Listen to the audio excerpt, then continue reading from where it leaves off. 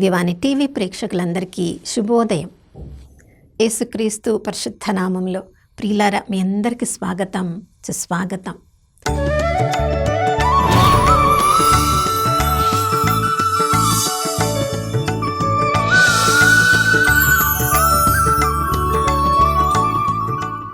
గడిచిన కాలమంతా మనందరిని ఉన్నత స్థితిలో ఉంచిన ఆ దేవాతి దేవునికి మనసారా వందనాలు తెలియచేద్దాం. నమ్మదగిన దేవుడు, విశ్వసనీయుడు ఈ నూతన ఉదయంలో కూడా మనందరిపై నూతనంగా తన ప్రేమను, కరుణను, కటాక్షాన్ని కుమ్మరించి ఉన్నారు. ప్రియులారా, మనము నమ్మదగిన వారము కానప్పటికీ ఈ నూతన ఉదయంలో మనల్ని సజీవుల లెక్కలో ఉంచిన దేవుడు నమ్మదగినవాడు. తన నూతన పరంపరను, అనుగ్రహములను మనందరమైన కుమ్మరించిన దేవుడు ఈ రోజంతా మనతో ఉన్నారు.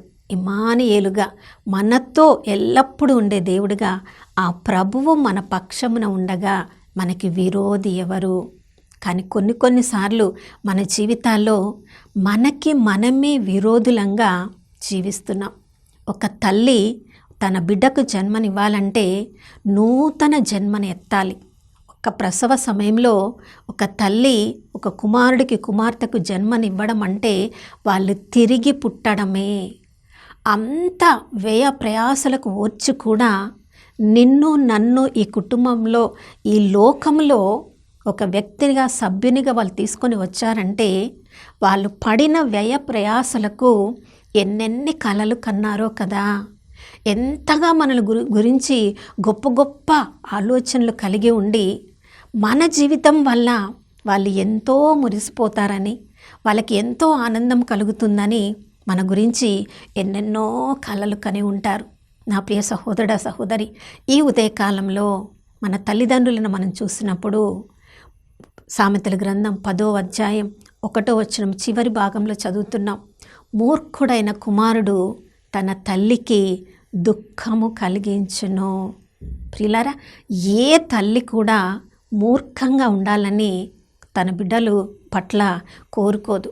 ప్రతి తల్లి, తండ్రి కూడా తమ శక్తికి మించి తమ బిడ్డలకు అన్నీ కూడా సిద్ధము చేసి పెడతారు. వాళ్ళు చదువు రాని వాళ్ళు అయినప్పటికీ కూడా తమ బిడ్డలు గొప్ప గొప్ప చదువులు చదవాలని వాళ్ళు శారీరకంగా ఎంతో కష్టపడి మంచి మంచి హాస్టల్స్లో, మంచి మంచి కాలేజెస్లో జాయిన్ చేసి గొప్పగా చదువుకొని మంచి ఉద్యోగాలు చేసి వాళ్ళకి ఎంతో ఆనందాన్ని చేకూర్చి పెడతామని వాళ్ళ జీవిత అంతము వరకు కూడా వాళ్ళు ప్రయాసపడుతూనే ఉంటారు. తమ జీవితంలో ఎన్నెన్నో కోల్పోయినప్పటికీ కూడా తమ బిడ్డలకు అన్నీ కూడా సాధ్యమైనంత వరకు వాళ్ళు ప్రయత్నిస్తూనే ఉంటారు. తమను తాము పూర్తిగా కోల్పోయి ఎవరైనా అంత ప్రేమను ఈ లోకంలో మనకు చూపిస్తారా ప్రియులారా?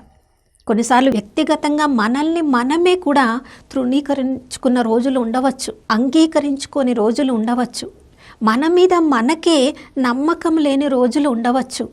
కానీ ఏ తల్లిదండ్రులు దైవ భయం కలిగిన వాళ్ళు తమ బిడ్డలు దారి తప్పి వెళ్ళిపోతున్నప్పటికీ వాళ్ళను కూడా తృణీకరించకుండా ప్రతి ఒక్కరి పట్ల నమ్మకాన్ని కలిగి ఒకరోజు కాకపోతే ఒకరోజు వాళ్ళు మారు మనసు పొందుతారని ఒకవైపు తల్లిదండ్రులు కన్నీరు కారుస్తున్నప్పటికీ కూడా ఆ కన్నీటినన్నిటినీ ప్రార్థనలో దేవునికి అప్పగించి, ప్రభా, నా కుమారుని మార్చు, నా కుమార్తెను మార్చని నీ కొరకు, నా కొరకు ప్రార్థిస్తూ మన తల్లిదండ్రులు చేసిన ప్రార్థన ద్వారా ఈరోజు మనం ఈ స్థితిలో ఉన్నాం.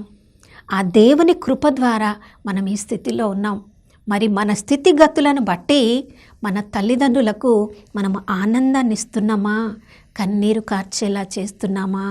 ప్రియులారా, రెబెక్కా జీవితాన్ని మనం చూసినప్పుడు ఏసావుని చూసి కన్నీరు కార్చాలో, యాకోబుని చూసి ఆనందించాలో తెలియని పరిస్థితి. ఎందుకు యాకోబును ఆమె అంత దూరంగా పంపించవలసి వచ్చింది? ఒకసారి యాకోబును తన సహోదరుడి దగ్గరికి పంపించిన తర్వాత ఆమెకి ఎప్పుడు కూడా యాకోబుని చూడలేదు. ఏ తల్లి అయితే తన కుమారుని అంతగా ప్రేమించిందో ఇక తన జీవిత అంతం వరకు తన కుమారుని చూస్తానో లేదో అన్న పరిస్థితిలో అయినప్పటికీ కూడా ఆ కుమారుని దూరం చేసుకోవాలని ఎందుకు అనుకుంటుంది? ఏసావు జీవిత విధానాన్ని గమనించిన ఆ తల్లి ఎక్కడ ఏసావు వలే అన్యజాతి స్త్రీని వివాహం చేసుకొని తనకు కన్నిటికి కారణమవుతున్నాడో, యాకోబు ఆ విధంగా కాకూడదని తన కన్న తల్లి ప్రేమను కూడా దూరం చేసుకొని యాకోబును దూరంగా పంపిస్తుంది. ఏసావు వల్ల నేను ఆనందించాను అని రెబెక్క ఎప్పుడైనా చెప్పిందా ప్రియులారా? ఏసావు జీవించినంత కాలము ఆ తల్లికి కన్నీరు కార్చే విధంగానే జీవించాడు. ఎన్నో తలవంపులు తీసుకొని వచ్చాడు. చూడండి, ఒక్కడు కుమారుడు తన యొక్క జీవితం ఏంటి, జ్ఞానాన్ని విచక్షణ కోల్పోయి జీవించినప్పుడు ఆ కుటుంబం ఎంత చిన్న భిన్నమైపోయింది చూడండి. ఆ తల్లి తండ్రులు ఎప్పుడు కూడా మళ్ళీ యాకోబును కలవలేదు. ఆ తల్లిదండ్రులను చూడాలని యాకోబుకి ఎంత ఆశ ఉన్నా కూడా, తన యొక్క మామ దగ్గరే ఉన్నా కూడా ఎన్నిసార్లు వాళ్ళు గుర్తుకొచ్చి కన్నీరు కార్చాడో, ఆ తల్లిదండ్రులు కూడా ఎన్నిసార్లు ఆ కుమారుని గుర్తు చేసుకొని కన్నీరు కార్చారో. ప్రియులారా, ఏసావు కోపముతో రగిలిపోతూ ఎక్కడ తన తమ్ముణ్ణి చంపేస్తాడో అన్న భయముతో ఆ కుటుంబము చిన్న విచ్ఛిన్నం ఎలా అయిందో చూడండి ప్రియులారా. అందుకనే ఎఫెసీయులకు రాసిన లేఖ 4:26 అపోస్తలుడైన పౌలు మనందరితో చెప్తున్నాడు, కోపము రావచ్చు. ఎవరైనా తప్పు చేసినప్పుడు మనకు కోపం వస్తుంది, కోపం రావాలి కూడా. పిల్లలు వాళ్ళు తప్పులు చేసినప్పుడు వాళ్ళని సరైన దారిలో పెట్టడానికి తప్పకుండా కోపపడాలి. కానీ సూర్యుడు అస్తమించక మునిపే ఆ కోపము మన నుంచి వెళ్ళిపోయి వాళ్ళని ప్రేమించే విధంగా మనం మారాలి ప్రియులారా. కోపము క్రోధంగా మారకూడదు, ఆ క్రోధము పగలాగా మారకూడదు. ఆ పగ మన కుటుంబాల్ని చిన్న భిన్నం చెయ్యకూడదు. చూడండి, ఆ తల్లి కన్నిటికీ ఏసావు ఎలా కారణమయ్యాడో, ఆ తల్లి మరణించేంత వరకు కూడా కాదు, ఇప్పటికీ కూడా ఏసావు జాతికి యాకోబు జాతికి మధ్యలో వైరము కొనసాగుతూనే ఉంది. ఒక్కడు జ్ఞానం లేకుండా జీవించడం వల్ల తన కుటుంబమే కాదు, జాతుల మధ్యలో కూడా ఆ వైరము కొనసాగుతుంది. ఇంత కన్నిటికి కారణము ఒక్కడు జ్ఞానం లేకుండా జీవించడం అంటే ప్రియులారా, ఒకవేళ మనమే ఆ పరిస్థితిలో ఉన్నామేమో. సొలొమోను రాజుని దేవుడు గొప్పగా ఎన్నుకున్నాడు. అంత గొప్ప తలాంతులతో, అంత గొప్ప విజ్ఞానముతో అతడికి అనుగ్రహింపబడినప్పటికీ చూడండి, దావీదు రాజు జీవించినంత కాలము సొలొమోను రాజు బాగానే ఉన్నాడేమో, కానీ దావీదు రాజు మరణించిన తర్వాత సొలొమోను రాజు తనకు వచ్చిన జ్ఞానముతో ఎక్కడెక్కడ పేరు ప్రతిష్టలు వస్తున్నాయి కాబట్టి అన్య రాజులు అందరూ కూడా తమ కుమార్తెలను వివాహం చేసుకోమన్నప్పుడు 700 మందిని అతడు వివాహం చేసుకున్నాడు. ఇంకా 300 మందిని ఉపపత్నులుగా ఉన్నాడంటే వారందరూ కలిసి ఆ జ్ఞానముతో నింపబడిన వ్యక్తిని ఎంత అజ్ఞానిలాగా మార్చేశారో చూడండి, దైవ భయము లేకుండా మార్చేశారో చూడండి. ఆ బెత్షెబ ఆ తల్లి ఎంత కన్నీరు కార్చిందో.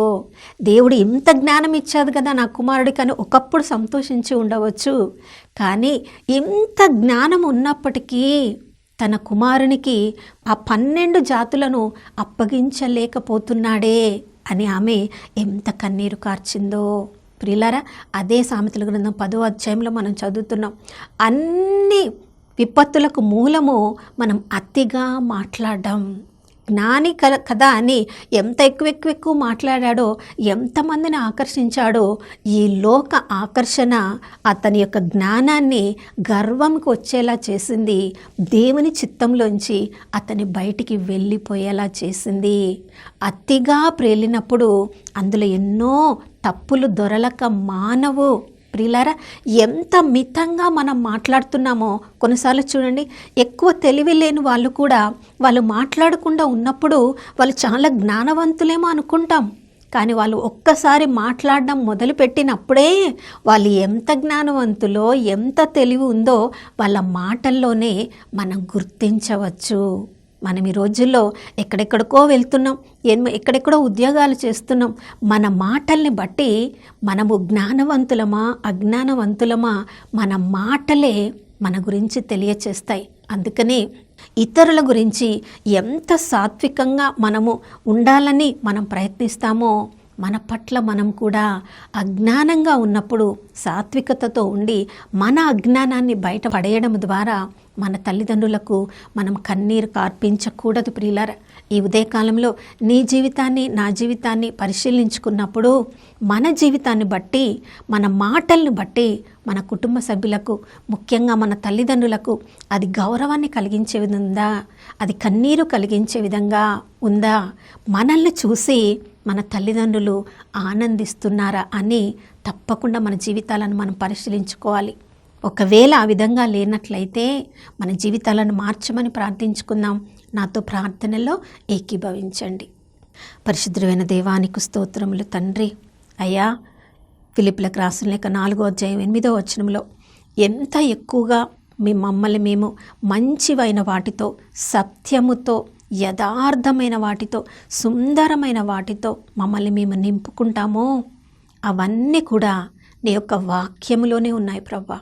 వాక్యమనే నాయన సందేశమును, క్రీస్తు సందేశమును ఎంత ఎక్కువగా మా జీవితాల్లో మేము కలిగి ఉంటామో ఆ విజ్ఞానమే, ఆ వాక్య సందేశమే మమ్మల్ని నడిపించినప్పుడు మా ప్రతి మాట, మా ప్రతి కార్యము కూడా అయ్యా మేము విజ్ఞానముతో నడిపింపబడినప్పుడు మా తల్లిదండ్రులకు అది ఆనందకరంగా మార్చబడుతుంది, వాళ్ళని గౌరవింపచేసేలాగా మార్చబడుతుంది.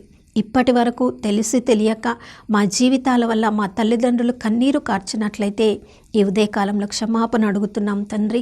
అయ్యా, ఈ మరుక్షణము నుంచి నీ కృపలో మాకు నూతన జీవితాన్ని అనుగ్రహించండి.